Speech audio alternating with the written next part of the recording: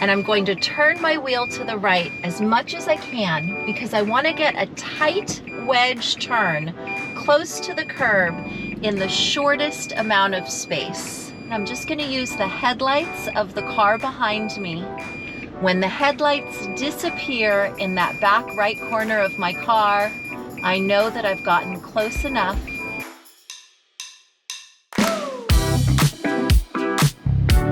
Hey guys, it's Jacqueline, and we're gonna work on exiting a really tight parking spot. So when I pulled up and parallel parked here, I had a lot more room. But since I went and had a sandwich, the car behind me pulled in and pulled up really tight. In fact, when I look over my shoulder, I can't see the headlights of the car. So it's gonna be really hard for me to judge how close I am. This is one of the times where we're gonna use our backup camera if we have it. We know that we can't use the backup camera on a driving test, but it's a really good resource. And if you have a backup camera, you wanna use it. So we're gonna practice. First, I put my car in reverse. I look over my right shoulder, and I'm going to turn my wheel to the right as much as I can because I wanna get a tight wedge turn close to the curb in the shortest amount of space. And I'm looking over my shoulder, but honestly, I can't see very much. So I look in the camera here to judge my distance from the car behind me. And I also look in the left mirror where I can see my back door handle approaching the grille of the car behind me. When I get a little wedge, I can start to see an opening between me and the car ahead of me. Now I'm gonna turn my wheel super tight to the left so that I can make the sharpest turn and try to avoid the right corner of the Pathfinder. Of course, I'm gonna signal and check mirror and blind spot before I pull out.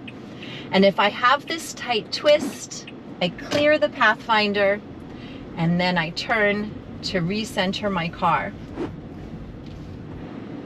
Now let's see if we can pull in behind this car on the right and see what it's like when we have more room to enter a parking spot and of course then to exit. When we have more room to enter a parking spot, we don't have to do such a tight twist. We just kind of curve toward the right, maybe at a 45-degree angle. It's only when we're really tightly wedged that we have to do the sharpest turns with our steering wheel.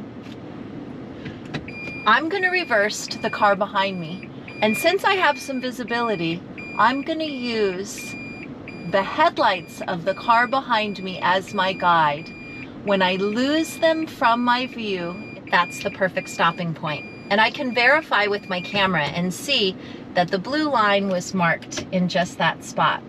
Since I have more room to work with between my car and the Mazda ahead of me, I'm not gonna have to make that really sharp curve. Maybe I'll just do a quarter turn or a half turn of the wheel and see if that starts to pull me in the correct direction. I check mirror and blind spot, and it looks like the half turn was the perfect angle to get out from behind that car. So depending on how tightly packed in you are between you and the other cars, you might have to use a really sharp twist of your wheel to wedge out from a spot, or you might be able to use a wider turn, either a quarter or a half turn. Let's see what we have to do here. If we pull over to park in this first spot, we're just gonna do a quarter turn, guiding ourselves toward the curb, and then we'll straighten out. And of course I want to back up, so I clear the driveway. Because I've got some room, again, I'm just gonna use the headlights of the car behind me.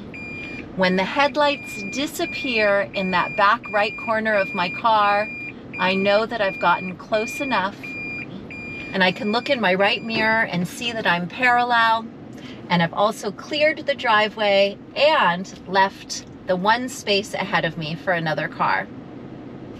Now I'm going to make a left lane change. And because I've got a nice big room ahead of me and the Toyota, I'm just gonna do a quarter turn to the left and see if that carries me at a good angle to clear the car and then straighten back up. Getting used to your steering wheel takes a lot of practice, but you'll come to understand, depending on the angles that you're working with, exactly how much steering your car needs. And if you try to remember to start with quarter turns and then half turns, move to 3/4 or a full 360 if you need it, it'll help you get in and out of lots of different spaces. I always love when you check in to figure out some new strategies, either for driving or for parking. If you find these videos helpful, be sure to like and subscribe so that we can make more videos that will be more helpful to more people. And I'm going to pull over and park safely behind this cool car. Thanks for stopping in today to work on parking. See you later.